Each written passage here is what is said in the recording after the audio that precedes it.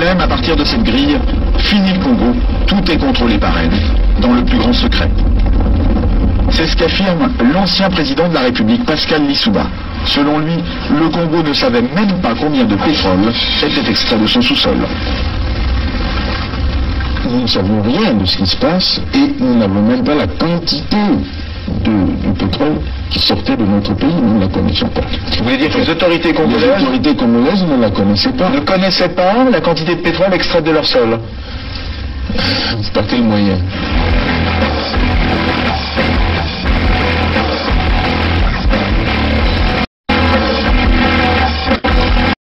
Une seconde chose, c'est qu'une grande partie de l'argent qui est dans notre porte-monnaie vient précisément de l'exploitation depuis des siècles de l'Afrique, pas uniquement, mais beaucoup viennent de l'exploitation de l'Afrique. Alors, il faut avoir un petit peu de bon sens, je ne dis pas de générosité, de bon sens, de justice, pour rendre aux Africains, je dirais, ce qu'on leur a pris, d'autant que c'est nécessaire si l'on veut éviter les pires convulsions, difficultés, avec les conséquences politiques que ça comporte dans le prochain guerre.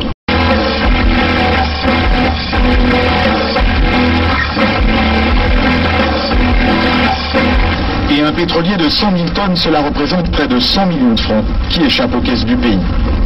On appelle ça une cargaison fantôme. Interrogé sur la question, Loïc Lefeuc-Pléjean ne dément pas qu'il y en ait une. Il y a des cargaisons qui sont produites et qui n'ont jamais été officiellement. Voilà. C'est des choses qui sont arrivées, bien sûr, dans le passé.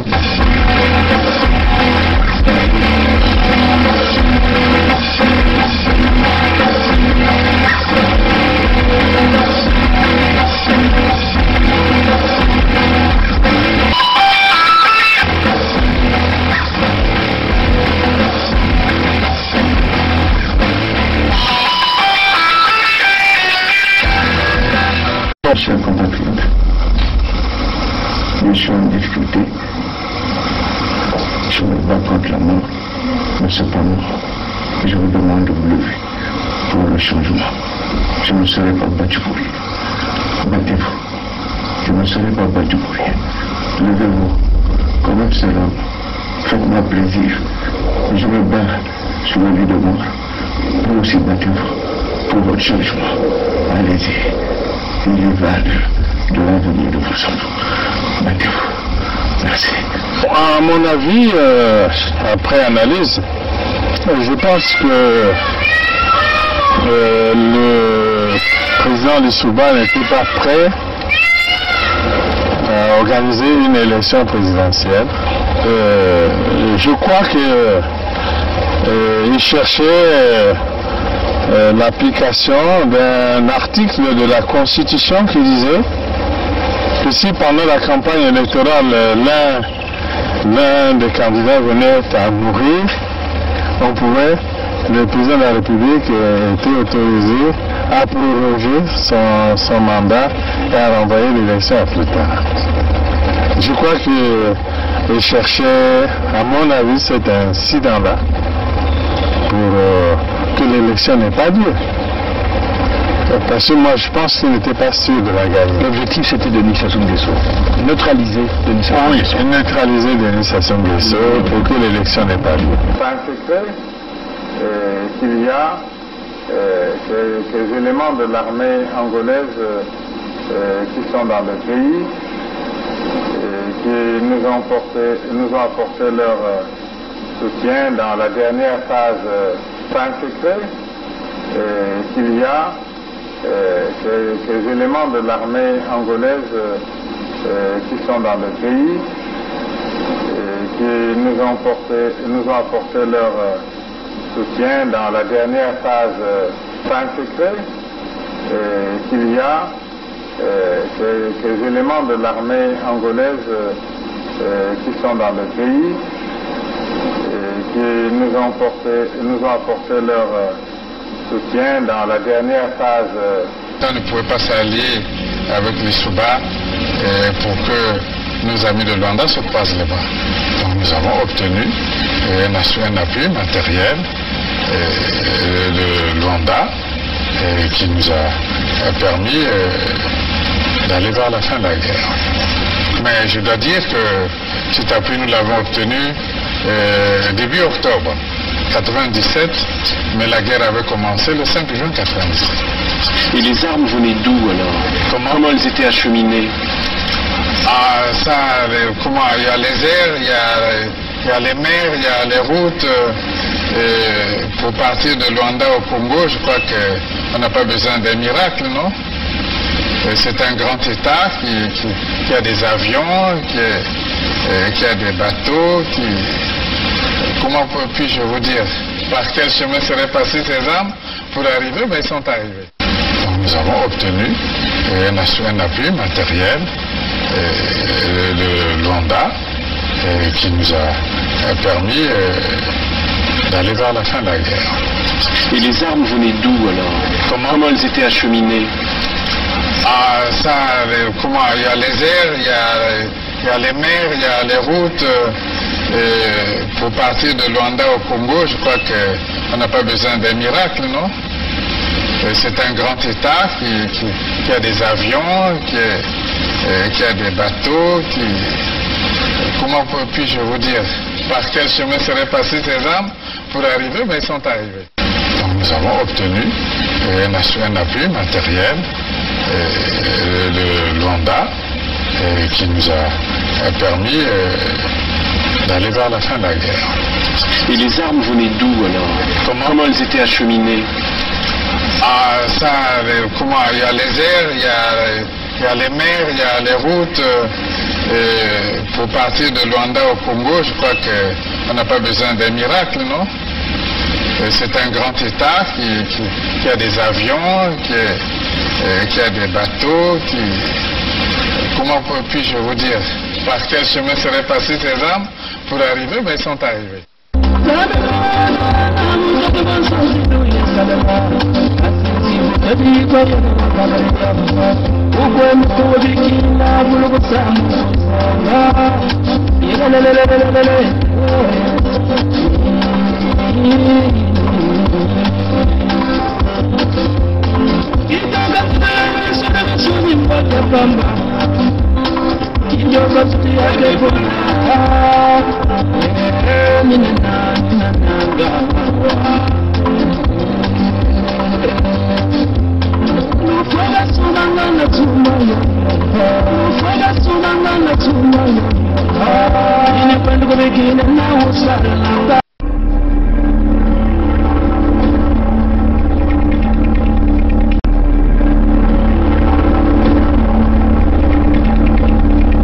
C'est les Congolais qui sauveront le Congo.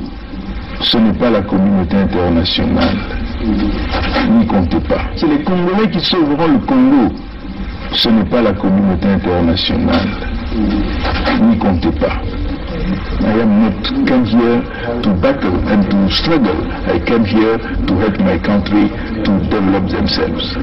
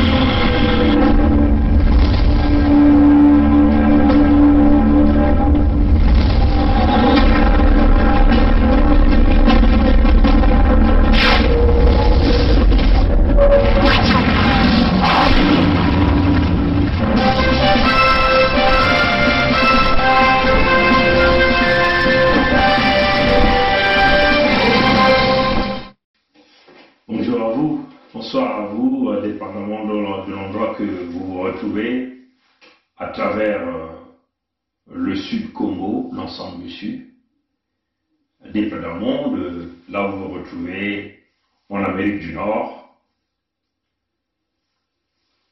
en Afrique, en Asie, partout à travers le monde entier. Nous voulons ici vous adresser la situation qui se dessine dans les jours à venir. Comment les gens bâtissent des stratégies. Les gens qui? Les pharisiens. Qui sont les pharisiens? Mais il s'agit ici des pharisiens au sud Congo. Selon la Bible des chrétiens, la Bible des chrétiens définit les pharisiens comme étant les hypocrites, des manipulateurs. La Bible des chrétiens définit les pharisiens comme étant des menteurs, ceux-là qui ont longtemps caché la vérité. Et vous comprenez avec nous, mes chers amis, depuis que nous avons lancé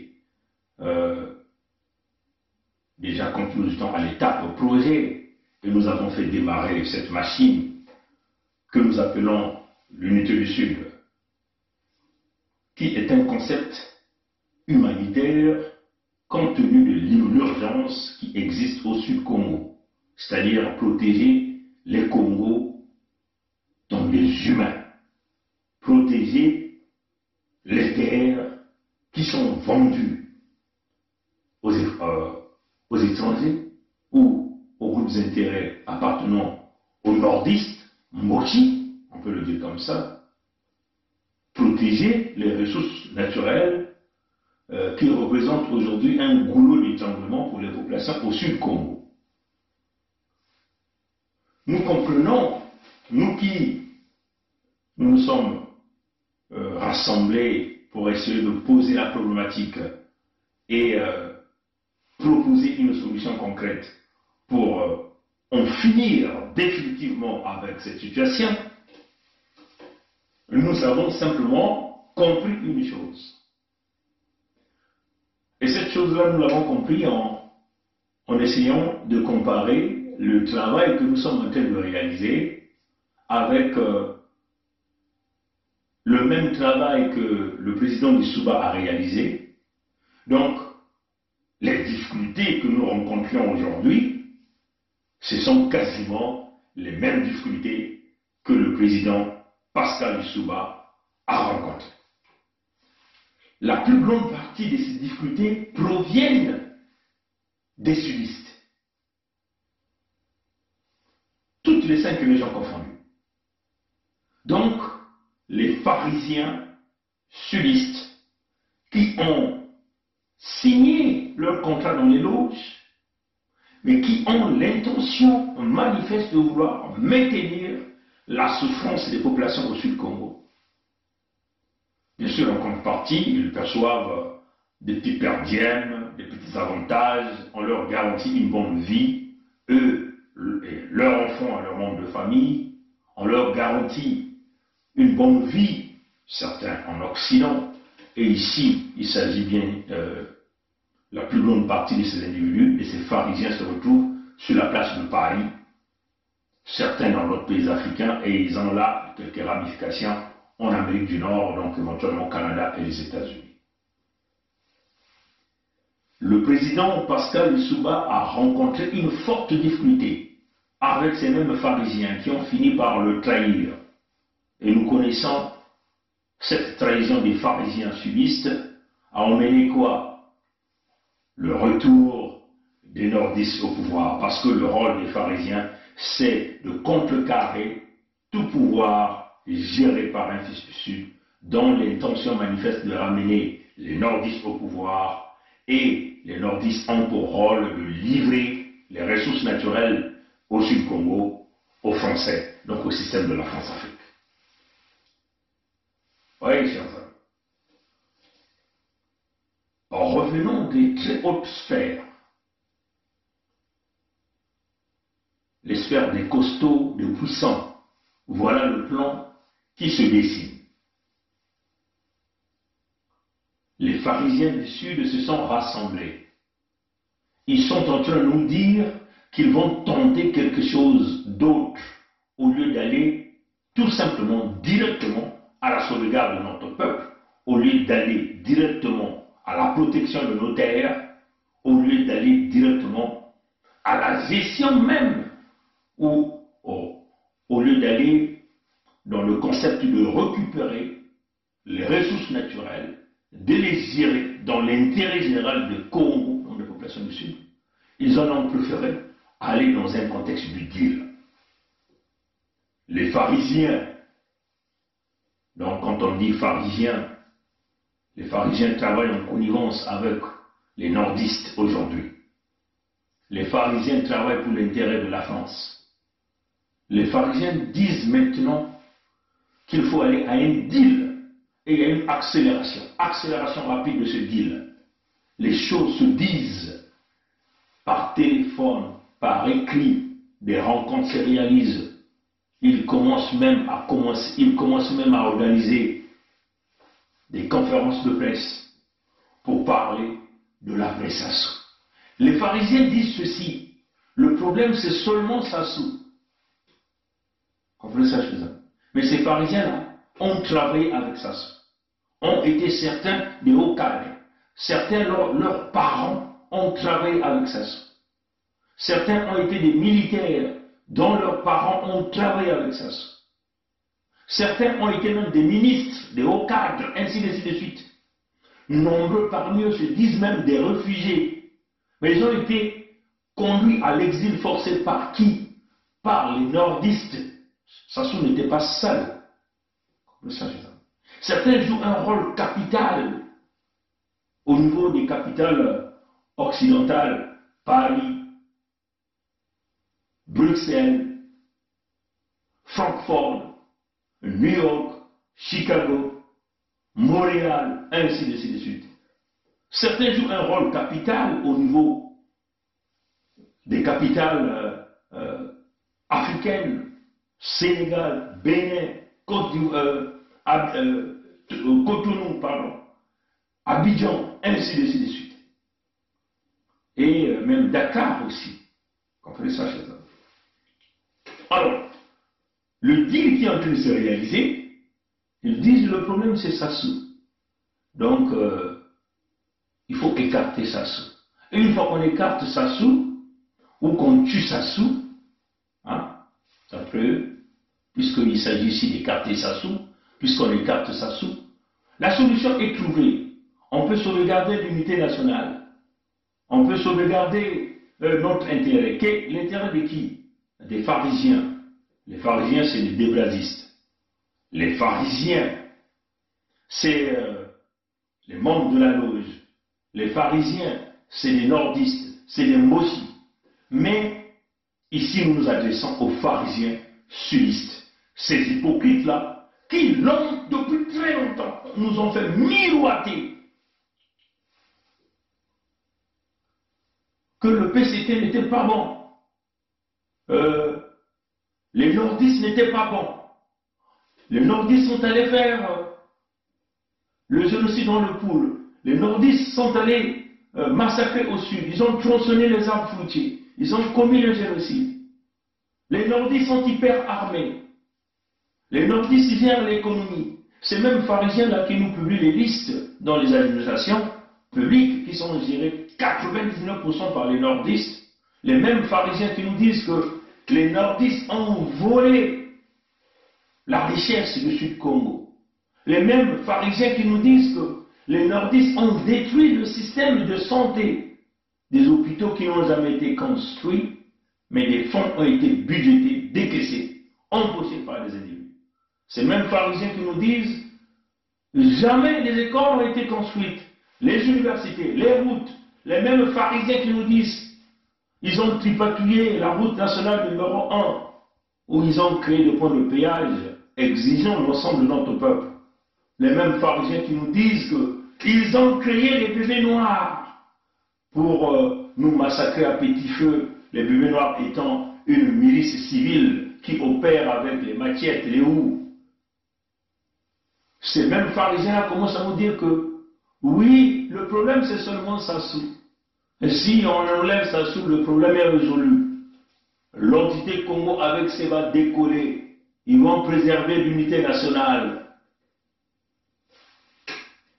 Voilà le plan qu'ils sont en train de venir avec ça. Et qui est derrière le plan? La France qui est derrière le plan. Il faut coûte que coûte sauvegarder la République qui n'a jamais existé. L'État mort-né de Congo-Brazzaville. Il faut coûte que coûte sauvegarder cette République-là. Ça signifie quoi? Sauvegarder le pillage que la France a. Que la France continue de signer des contrats flous sur le terminal de Ndiéno. La France continue de piller les cargaisons, les cargos fantômes, là au terminal pétrolier de Ndjinji, donc de Luang. La France va continuer à piller le bois. La France va continuer à protéger tous les criminels. Ils nous disent que non, non, non, non, non. Les gardes de l'unité du Sud sont en train de pointer le doigt à une ethnie. C'est ce qu'ils sont en train de nous dire. Ils disent le problème, ce n'est que Sassou. Une fois qu'on enlève Sassou, le problème est résolu. Et ces gens-là oublient que Sassou n'a été pas seul en train de signer ce pacte du Nord. Ceux qui se disent cadres civils, politiques et militaires de l'ensemble du Nord. Quand je dis de l'ensemble du Nord, je cite les régions, les plateaux, la cuvette centrale, la cuvette ouest, la Sanga, la Likwala. Est-ce que j'ai encore oublié une région au nord? En tout cas, c'est l'ensemble du Nord Congo à partir de la Léfini, de l'autre rive de la Léfini, jusqu'au fin fond de Bétou, là-bas, mes chers. Dans leur deal qu'ils sont en train de faire, certains disent même qu'ils vont liquider Sassou pour sauvegarder la République unité indivisible. Certains disent que Sassou est déjà malade. Il est foutu, donc il faut se rassembler. Et vous voyez, les adeptes de ces systèmes ont réalisé ce qu'ils ont appelé les universités d'automne, on peut le dire comme ça. Hein? On a vu le Claudine Mounari sortir, apparemment sur la place de Paris dans les jours à venir, pour galvaniser, bâtir des stratégies. Sur la place de Paris, les gens sont en train de se faire contacter au niveau des États-Unis. Des pseudo-intellectuels se réunissent dans le contexte de proposer un plan pour contrecarrer l'unité du Sud, qui est déjà en fonction, pour contrecarrer la Fédération du Sud-Congo. Mais en réalité, si vous voyez bien, c'est le peuple du Sud qui est toujours perdant. Pourquoi? Parce que le deal qu'ils vont réaliser, le deal est déjà même réalisé. Ils sont en train de constituer des équipes pour aller dans une forme de transition, pour sauvegarder coûte que coûte leur république qui n'a jamais existé dans le contexte de faire bénéficier aux Français. Voilà la solution que la France leur donne. Ils vont liquider Sassou dans les jours à venir certainement, et ils vont dire, bon, puisque Sassou est décédé, la solution est trouvée. On peut donc continuer de parler de l'unité nationale, mais le peuple du Sud n'aura toujours rien. Pourquoi le peuple du Sud aura rien? Parce que le peuple du Sud n'aura pas son armée. Parce que la gestion des ressources naturelles sera toujours gérée par les mêmes figures, les mêmes familles, les mêmes clans, que ce soit ceux du Sud, donc les pharisiens du Sud qui seront toujours là, qui vont rejaillir, rebondir comme ils ont chassé le président Lissouba. Les mêmes pharisiens sont revenus en grande pompe dans les hautes fonctions. Les mêmes pharisiens ont dirigé. Après, on les a donc placés dans une opposition de farce pour nous endormir. Le deal qu'ils ont réalisé, qu'ils veulent vouloir imposer, le peuple du Sud n'aura pas sa part dans ce deal. Pourquoi? Ce deal nous fera perdre nos terres. Les terres qui ont été vendues, les terres qui ont été arrachées. Le deal va nous faire perdre la gestion, le contrôle de nos ressources naturelles. le deal ne va pas protéger les peuples du Sud parce que l'entité Congo avec C est toujours réalisée depuis le temps du président Loulou par des alliances politiques qui n'ont toujours rien abouti, des alliances qui ont mené à la destruction, à la séparation, à la division, aux guerres, à la domination, à la colonisation intérieure imposée au Sud-Congo par les nordistes. Sous la commande, bien sûr, le leadership des Mochi. C'est cela qu'il s'agit. Le deal qu'ils sont en train d'imposer, le deal qu'ils sont en train de faire, ne protégera pas les forêts du Sud-Congo, les animaux du Sud-Congo. Les deals qu'ils sont en train de faire ne construira pas les routes, les hôpitaux, parce que ce sont les mêmes individus, le même système qui revient. Rien pour toi et moi, rien pour notre peuple. Comprenez ça, cela? Parce que le discours que tout un chacun d'eux est en train de dire, même quand vous voyez l'interview que j'ai réalisée avec le frère Christian Perrin, vous les entendez le dire dans cette question qui a été posée. Cette vidéo est publique. Malheureusement, la partie de RPP a été partiellement incorporée. Vous les entendez dire que le problème c'est Sassou. Mais Sassou, à lui seul, ne pouvait pas faire plus de 38 ans aux commandes de l'Anté-Congo avec C. Comprenez ça, Charles? Si le problème était Sassou, à lui seul, Sassou ne pouvait pas conserver le pouvoir pendant 36 ans, 38 ans. Si le problème était seulement Sassou, à lui seul, il ne pouvait pas voler 30 000 milliards de francs CFA de l'argent du Sud-Congo. Si le problème était Sassou, à lui seul, il ne pouvait pas empêcher la construction des hôpitaux dans chaque région. Si le problème était Sassou, à lui seul, il ne pouvait pas tuer autant de sudistes. En partant des disparus du bis de Brazzaville, au génocide dans le Poul, les repliques, les opérations Moué-Bara. À lui seul, Sassou, il ne pouvait pas tronçonner la quasi-totalité des arbres fruitiers dans la région du Poul. L'empoisonnement des eaux. À lui seul, il ne peut pas emmener tant de gens à la mort. Si le problème était Sassou, à lui seul, il ne peut pas générer plus de 130 et quelques morts par jour que la mort de Pointe-Noire génère. Et tout ça, nous sommes au Sud-Congo. Donc, nous pensons que ce discours-là, de vouloir culpabiliser la destruction, la banqueroute, la faillite généralisée de l'ensemble du Sud-Congo, au pillage des ressources naturelles à sa sous-sol, ça pose véritablement un problème. Donc, leur discours et le deal qu'ils sont en train de vouloir vous vendre dans les jours à venir, qui consiste à liquider Sassou pour aller donc espérer avoir la lumière au bout du tunnel, ne sera qu'un rêve pour le sudiste. Et c'est là où notre peuple doit vraiment balancer. Parce que les pharisiens, tout ce qui leur importe, les pharisiens ne visent que leurs intérêts. Nombreux parmi eux sont dans les capitales occidentales. Ils se disent avec des PhD, des grands diplômes, mais en réalité, si vous voyez bien, ils sont souffrants là où ils vivent. Nombreux parmi eux ont travaillé dans l'entité Congo avec C, anciens ministres, militaires de haut gradé, militaires de rang, certains parmi eux, des fonctionnaires, des enseignants. D'autres encore sont des filles ou des fils des anciens dignitaires de ces systèmes qui a tant roulé dans la farine l'ensemble des peuples Congo. Ils sont tous sur les capitales occidentales. Ils continuent de se nourrir avec les mêmes fonds à travers leurs agents. Comprenez, mes chers amis.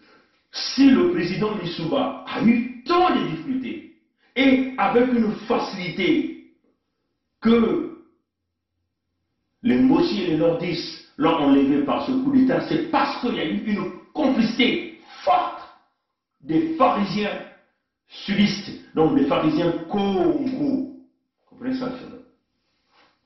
Et ces pharisiens-là sont en train de nous démontrer qu'ils veulent vouloir encore ramener notre peuple à 50 ans de plus de misère. Ils ont mangé avec Sassou, ils ont bu avec Sassou, mais donc ils ont vu qu'il y a des jeunes qui viennent avec une solution pour l'ensemble des peuples du sud du Congo. Les pharisiens commencent très vite à se rassembler. Vous comprenez que quand nous avons protesté rapidement, quand nous avons protesté publiquement auprès du frère Christian Perrin, pourquoi il ne parlait pas de l'unité du Sud? Parce que nous avons constaté qu'il y avait un veto qui avait été donné à ce projet. Et déjà même dans les milieux du PCT, dans l'entité Congo avec C, les gens ont reçu des instructions fermes de ne jamais parler de cette affaire. Alors ça représente une véritable problématique. Donc ça nécessite que les gens en parlent.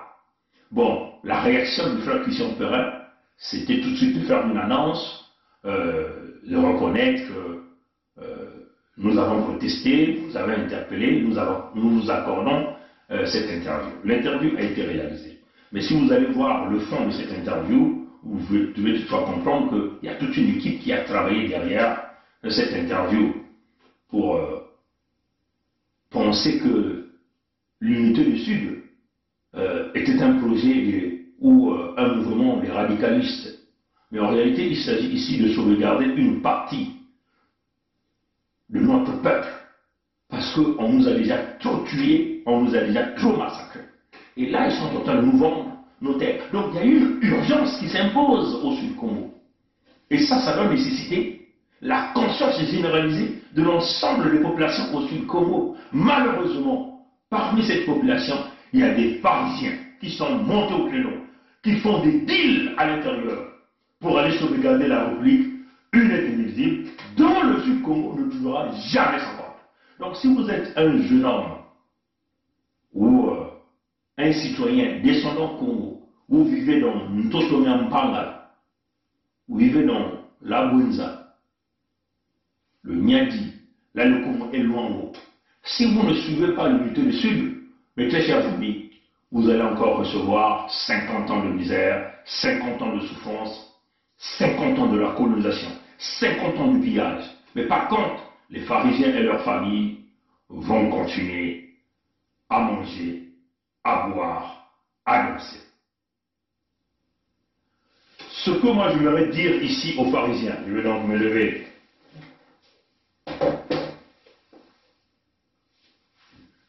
Ce que j'aimerais dire ici aux pharisiens sudistes, vous devez savoir une chose que nous sommes en train de vous dire.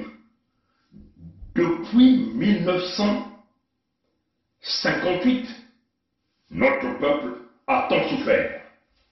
Notre peuple a tant pleuré. La misère est toujours là. La souffrance est toujours là. On nous a tant tués. Nous n'accepterons plus jamais les traites qui veulent nous parler d'un deal derrière les portes en essayant de culpabiliser uniquement le chef de Mossi, le chef de clan que nous appelons Sassou. Et en nous faisant miroiter que si nous on peut liquider Sassou, la solution sera trouvée. Notre peuple retrouvera son équilibre. Non, c'est un rêve de mauvais goût, une mauvaise sauce. C'est en réalité un mixage de béton armé que vous voulez couler au Sud-Congo. Et nous vous disons ceci. Nous avons la légitimité de notre peuple. Et notre peuple est clair. Nous ne voulons plus vivre avec les Mossi. Nous ne voulons plus vivre avec les nordistes. Les nordistes nous ont démontré qu'ils sont là pour la domination, la colonisation, le pillage, la destruction. Les nordistes nous ont démontré que nous, ayant droit, descendants Congo, héritiers légitimes nous ne sommes que des fourmis qu'on peut piétiner à tout moment. Nous disons ceci aux pharisiens qui sont en train de miroiter. Certainement, ils tueront Sassou dans les jours à venir. Que vous serez toujours des perdants. Parce que le Sud n'aura pas toujours une armée pour protéger les populations du Sud. Pourquoi? Parce que dans votre deal que vous allez faire, c'est toujours les nordistes qui seront les propriétaires des forces militaires. C'est toujours les nordistes qui seront la puissance économique parce qu'ils ont volé 30 000 milliards revenant des ressources naturelles du Sud-Congo. Parce que dans le deal que vous venez de partir, vous allez faire comme vous l'avez fait à la conférence nationale souveraine de 1991, où tous les actes condamnés, Sassou reconnaissait les Mossi, criminels. Vous voulez encore aller laver les mains pour couler, pousser notre peuple au coin de mur et noyer notre peuple au coin de mur. On veut dire ceci aux pharisiens. Même si dans les négociations, ils vont donner un pouvoir à un individu, cet individu ne serait qu'un figurant parce qu'il n'aura pas le pouvoir militaire, le pouvoir économique. Le jeu que les Mossi et les Nordistes sont en train de vouloir faire avec la France, c'est que la France veut se sauvegarder pour continuer à dominer, à piller. Et les Nordistes qui ont pillé, qui ont tué, vont facilement s'échapper, comme à la conférence nationale souveraine. Vous allez encore vous mettre dans une série des empoisonnements pour massacrer. On vous dit ceci, vous rencontrerez du béton. Dites aux pharisiens, le peuple du Sud a parlé et le peuple du Sud continue de parler. Si vous êtes un sudiste et que vous êtes pharisien, vous êtes dans le mauvais chemin parce que vous allez nous rencontrer. Vous allez rencontrer une force que vous n'avez jamais vue. Souvenez-vous que l'oncle Sam venait de talonner Paris. Souvenez-vous, le pays de Lénine est en train de talonner Paris en Afrique. Souvenez-vous que le président Trump n'est plus au pouvoir, mais ce sont les démocrates qui devaient être censés être les partenaires de Paris. Mais le président Biden venait de le talonner clairement. Souvenez-vous, Paris a rappelé son ambassadeur. Souvenez-vous, le pays de Lénine est en train de vous talonner partout en Afrique. Et nous l'avons déjà prédit. Les choses ont changé. Il faut négocier avec les ayants droit. Aux pharisiens qui pensent toujours que Paris c'est la solution, vous êtes en train de vous tromper. Nous voulons dire ceci aux Parisiens. Nous savons que Paris dirige Brazzaville la journée et la nuit. Brazzaville dirige Paris, mais la ligne du sang a été coupée. Vous n'avez jamais vu une force aussi redoutable. Mais on dit ceci aux pharisiens. Si vous allez sur cette démarche, l'arche de Noé est en train d'avancer. Nous écraserons tous ceux qui vont résister, même si ils sont les membres de notre famille. Si ces pharisiens-là, qui veulent toujours s'accrocher à Paris, pour maintenir le Sud-Congo dans la colonisation, dans les deals, dans le contexte de vouloir sauvegarder une république qui n'a jamais existé, sauvegarder leur gagne-pain, l'intérêt de leur famille, au détriment de l'ensemble de notre peuple, sauvegarder leur gagne-pain sous les larmes, les pleurs de nos mamans, de nos sœurs, les cadavres de nos cadets. On vous le dit au nom de Dieu le Tout-Puissant. On on vous écrasera. De la même façon que vous avez mis des équipes sur nous pour nous éliminer, mais vous devez savoir que nous ne sommes pas seuls. Aux pharisiens, ouvrez encore bien les oreilles, on vous le dit, aux pharisiens du Sud, ces pseudo-intellectuels, ces militaires sur la place de Paris, tous dans les discussions, pensant qu'ils vont éliminer Nguesso ou Sassou. Il faut sauvegarder la République unite et indivisible. Que les nordistes vont demeurer à piétiner. Ça se fera jamais, on vous le dit. Vous aviez sous-estimé notre force de frappe, mais vous n'avez pas encore vu les premiers coups.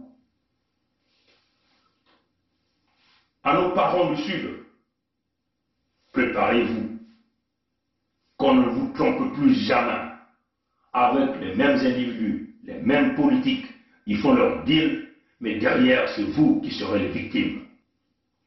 Nous leur disons clairement, simplement, que les nordistes doivent désormais libérer les terres du Sud, qui sont totalement souveraines, sans pourtant qu'il y ait effusion de sang.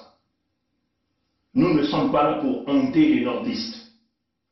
Souvenez-vous, nous avons été très clairs.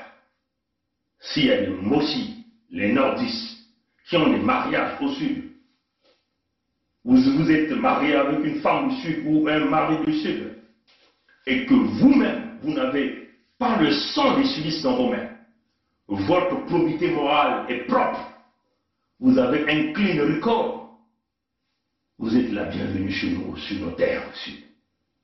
Mais si vous avez été un criminel financier, un criminel de sang, un voyou, vous n'aurez pas accès aux terres du Sud. C'est déjà même ça, les règlements et les lois en ce qui concerne les services d'immigration. Les choses ont changé, c'est le rétablissement de la vérité. Nous nous sommes élevés à l'état d'esprit et nous avons pris notre responsabilité de acter, compte tenu d'une médiocrité qui nous avait été imposée, compte tenu de la mort qu'on continue à imposer à nos parents au Sud-Congo. Maintenant, si vous êtes au Sud-Congo, vous refusez de protéger les peuples du Sud-Congo, vous refusez de protéger les terres du Sud-Congo qui sont vendues, les populations qui sont tuées, exterminées, poussées à l'extérieur de leur sol. Si vous n'êtes pas capable de protéger les ressources naturelles, alors nous, on vous le dit, vous êtes traite à l'infini et vous n'aurez pas votre place au Sud-Congo. Le Sud-Congo va revendiquer le contrôle de ses ressources naturelles. Le Sud-Congo travaillera avec qui nous voulons. Ceux-là qui viendront avec une bonne intention dans le domaine du business, dans le concept de gagnant-gagnant. Nous ne pouvons accepter que les nordistes viennent vendre nos terres, que les nordistes viennent gérer les ressources naturelles sur nos sols, que les nordistes viennent vendre nos terres. Nous ne pouvons jamais accepter ça. Et s'il y a une complicité, comme nous sommes en train de le voir aujourd'hui, les mêmes pharisiens qui ont chassé le président Youlou, les mêmes pharisiens sudistes qui ont chassé le président Alphonse Massamba Dema, qui ont tué le président Alphonse Massamba Dema, ont complicité les nordistes. Les mêmes pharisiens sudistes qui ont mené la guerre à Lissouba, qui nous a poussés, nous, aujourd'hui, à l'extérieur de ce pays, veulent encore revenir, sauvegarder les Mossi, les nordistes. Nous, on vous dit, c'est à vous de voir. Mais vous devez savoir, le peuple du Sud est debout. Le peuple du Sud a désormais ses leaders. Et nous sommes ses leaders. Vous n'êtes pas les leaders du Sud. Parce que vous êtes des criminels. À bon entendeur, salut. La lutte continue. Le peuple gagne toujours. On fera cette vidéo demain en Kikongo. À la prochaine. C'est notre pays à nous tous. On ne peut pas prendre seulement les gens, le même parti et les autres. Mais il y a une chose que je veux vous parler, une chose. Le Congolais n'a jamais voulu les guerres. Le Congolais lui-même, il ne peut pas la guerre. Ceux qui aiment la guerre, je te dis maintenant, c'est le PCT. Le président avait 2 mandats. Pourquoi lui, il veut prendre 3? Le Congolais n'a jamais voulu la guerre. Le Congolais lui-même, il ne peut pas la guerre. Ceux qui aiment la guerre, je te dis maintenant, c'est le PCT. Le président avait 2 mandats. Pourquoi lui, il veut prendre 3? Peut nous aider. Quand on est engagé, la peur s'estompe. Quand on n'est pas engagé, la peur occupe le lieu qui devait être rempli par l'engagement. Je pense aux sportifs engagés, je pense aux militaires engagés, je pense aux femmes engagées dans leur ménage, engagées dans l'éducation de leurs enfants. Elles n'ont pas peur. Elles n'ont pas peur. Les engagés n'ont pas peur. Et si nous, Église aussi, nous étions engagés, nous n'aurions pas peur. Même sans être Saint Ignace qui désirait le martyre, nous serions audacieux pour dire aux politiciens, même aux politiciens de nos ethnies propres, que ceci n'est pas bon. Quitte à ramasser des gifles, quitte à être persécuté, mais on n'aurait pas peur. Je pense que la peur, c'est l'expression d'un vide, d'un manque d'engagement. Et donc, d'un manque d'amour. Parce que celui qui aime ne peut pas ne pas s'engager. Quand on aime Dieu, on s'engage. Quand on aime la nation, on s'engage. Quand on aime les autres, on s'engage. Quand on n'aime pas, pourquoi s'engager? Et je vous dis, aujourd'hui, je vous le dis, nous avons eu le général Dabira, moi et le colonel Bongo, qui était à la sécurité militaire. Nous avons eu à rendre compte au cours d'une réunion de commandement présidée par le président de la République de ce que des assassinats étaient commis et que il fallait prendre les mesures pour faire cesser cet état de choses.